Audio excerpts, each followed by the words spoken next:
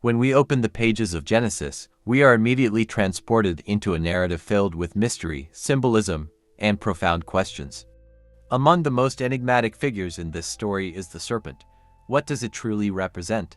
Is it merely a symbolic character, used to convey a spiritual lesson, or is there something more behind this figure? In this video, we will dive deep into this mystery to decipher whether the serpent in Genesis is a hidden code that reveals deeper truths or a symbolic legend that echoes through time. Consider the impact of this question. What lies behind the image of this creature that tempts Eve and changes the course of humanity?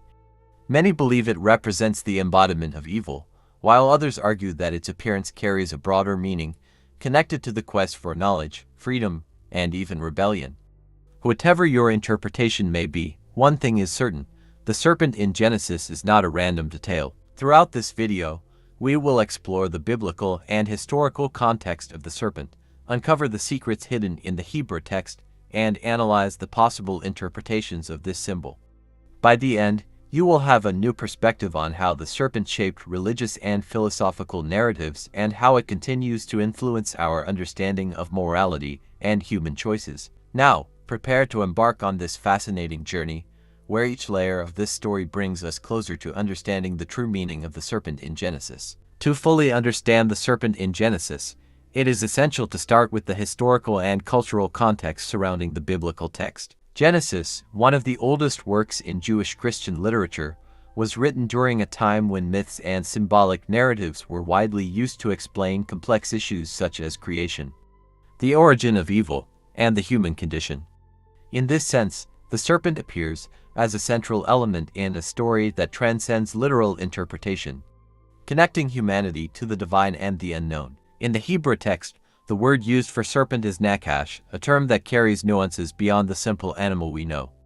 Nakash can be associated with the idea of divination or wisdom, suggesting that the serpent may not only represent a physical being, but a more abstract concept related to knowledge and power. This linguistic layer invites us to look deeper and ask, could the serpent be a metaphor for something more profound? Additionally, we must consider the cultural environment in which Genesis was written.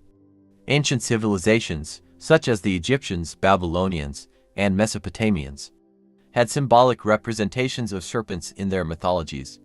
In Egypt, for example, the serpent Apophis was seen as an enemy of the god Ra, symbolizing chaos fighting against order. In Mesopotamia, serpents were often linked to gods of wisdom, such as Enki, who was sometimes depicted as a figure associated with water and knowledge. These cultural parallels help us understand that the serpent in Genesis does not appear in isolation.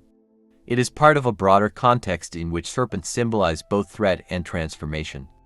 In the case of Genesis, this is reflected in the serpent's role as an agent of change. It is the serpent who challenges the status quo, offering Eve the forbidden fruit, thus altering the dynamic between man and God. Another crucial aspect is the relationship between the serpent and the Garden of Eden, a space described as a perfect paradise. Eden, as a symbol, can be interpreted as an ideal state of innocence and harmony. The serpent's entrance into this scenario serves as a trigger for the rupture of this balance, introducing the concept of choice and free will. In this sense, the serpent is not just a figure of temptation, but also a catalyst for humanity's spiritual and moral evolution. Finally, it is important to highlight the impact this narrative has had throughout history. The image of the serpent in Genesis has become a powerful metaphor in theology, philosophy, and even psychology. From interpretations that connect it to the original sin, to more modern analyses that view it as a symbol of the unconscious and transformation, its influence is undeniable. Thus, by looking at the serpent in Genesis within its biblical and historical context, we realize that it carries multiple and profound meanings. It is not just a figure in an ancient narrative, but a symbol that continues to challenge our perceptions and invites us to reflect on the role of knowledge, choice, and consequences in our human journey. To truly understand the meaning of the serpent in Genesis, we must look closely at the original language in which the text was written, ancient Hebrew. The word used for serpent in the original text is nakash, which, as we mentioned earlier, does not merely describe a physical animal, but carries multiple layers of interpretation. It can have three main meanings: serpent, enchantment, and brilliance. Each of these definitions adds a unique dimension to the figure of the serpent and helps shape its complexity in the Eden narrative. Let's start with the literal meaning. As a serpent, Nakash is an animal that in many ancient cultures was associated with cunning, danger, and renewal, due to its ability to shed its skin. In Genesis, the serpent is described as the most cunning of all the animals created by God, already giving us a clue that it plays a role beyond its physical form. Cunning, in this case, is not merely a negative trait, but a quality that places the serpent in a special position in the narrative, that of a challenger to the status quo. The second meaning, enchantment, connects the serpent to practices of divination or magic. In other parts of the Bible, we find Nakash associated with forbidden practices aimed at seeking divine or hidden knowledge. This connection raises an intriguing question. Could the serpent in Eden be a symbol of a kind of knowledge that was off limits to humanity as ordained by God? By offering the forbidden fruit, the serpent not only challenges divine order, but also suggests that there is something beyond what was given to man in paradise, something that could be attained through knowledge. Finally, the third meaning, brilliance or splendor, adds a visual and symbolic dimension. Some scholars suggest that the serpent may have been portrayed as a fascinating, attractive, or even glorious creature. This interpretation is reinforced by theories that connect the serpent to angelic or divine figures, such as Lucifer, who is described as a being of light before his fall. In this context, the serpent may symbolize temptation that comes disguised as something beautiful and desirable, making its proposition even more seductive. Looking at these layers of meaning, it becomes clear that the choice of Nakash in the original text is not accidental. It reinforces the ambiguity and depth of the narrative, allowing interpretations that range from a literal reading to more symbolic and theological understandings. For example, if we take the serpent as a symbol of enchantment, it could represent the power of knowledge to seduce and deceive. On the other hand, if we focus on brilliance, it may allude to how sin or temptation often presents itself as something irresistible, yet with devastating consequences. Furthermore, it is interesting to note that Nakash is also used in other biblical passages outside of Genesis, and each usage reinforces its associations with mystery, power, and danger. In Numbers 21:6-9, for example, God sends venomous serpents to punish the Israelites, but also instructs Moses to lift up a bronze serpent as a symbol of healing. This duality where the serpent is both a source of death and salvation resonates with its role in Eden, the agent that introduces both the fall and the possibility of redemption. In Genesis, the serpent is not merely a villain. It is a complex figure that raises fundamental questions about obedience, free will, and the consequences of knowledge.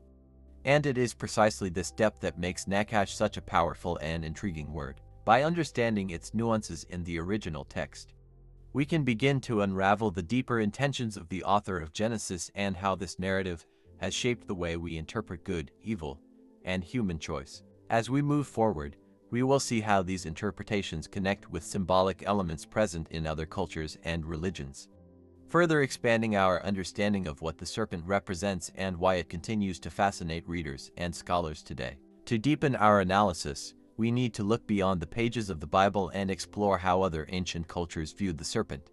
In nearly all ancient civilizations, this symbol appears with a meaning that goes far beyond a simple reptile.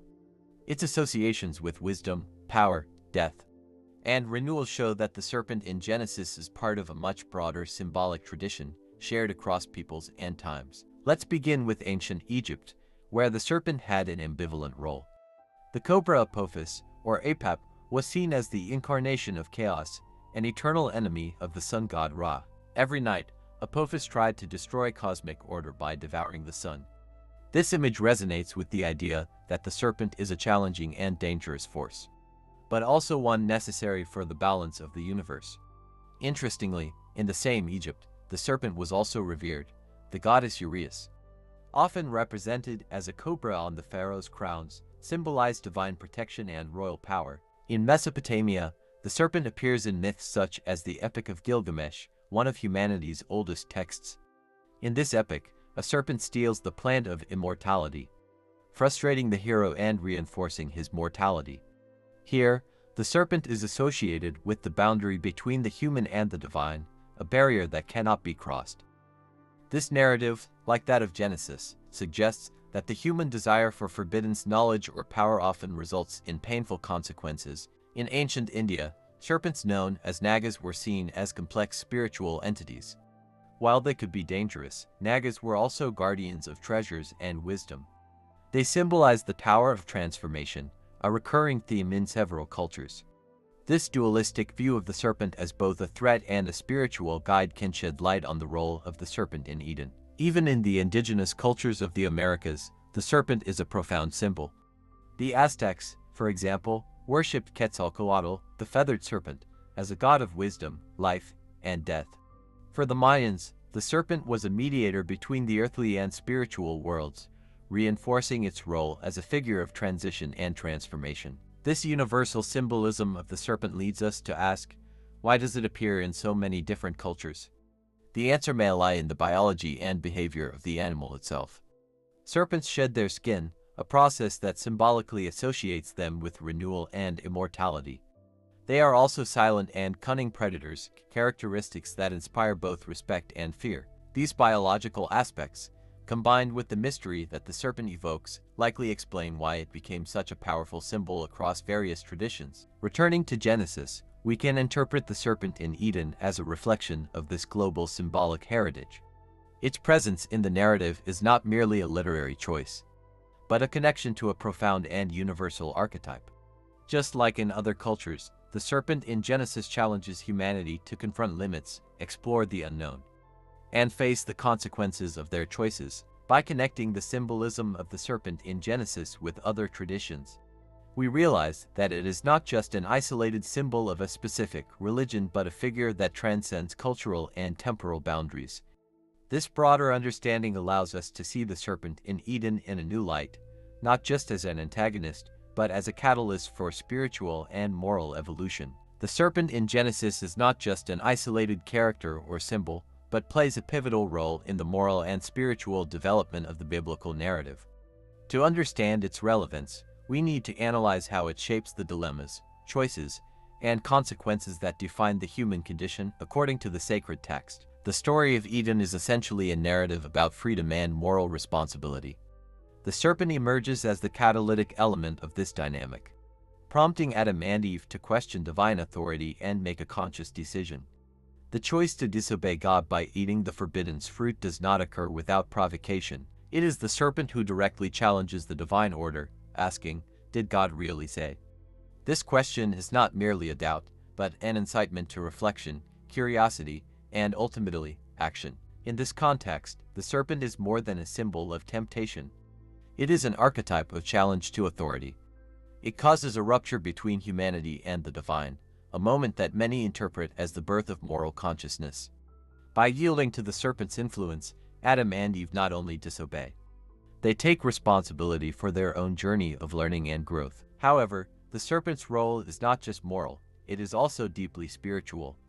By suggesting that Adam and Eve would be like God, knowing good and evil, the serpent introduces an essential spiritual question: the human desire to transcend its limits and attain a higher understanding. This desire is both a blessing and a curse. On one hand, it leads to the quest for wisdom and self-discovery. On the other, it results in painful consequences, such as the loss of Eden and separation from God. This dynamic also reflects the complexity of the relationship between creator and creature. By allowing the serpent to be present in Eden, God creates a space where human freedom can be fully exercised, without the possibility of choice and, consequently, of error. Human morality and spirituality would be hollow. The serpent, then, becomes an essential instrument in this scenario. It does not force Adam and Eve to sin, but it offers the opportunity for them to choose. Moreover, the serpent's narrative highlights a critical point about the consequences of human choices. The serpent's promise that they would not die and that their eyes would be opened is partially true. Adam and Eve do not die immediately, but their new awareness brings with it an emotional and spiritual weight, shame, fear, and the need to toil and suffer. This tension between what is promised and what is experienced reflects the ambiguous nature of temptation and difficult choices in human life.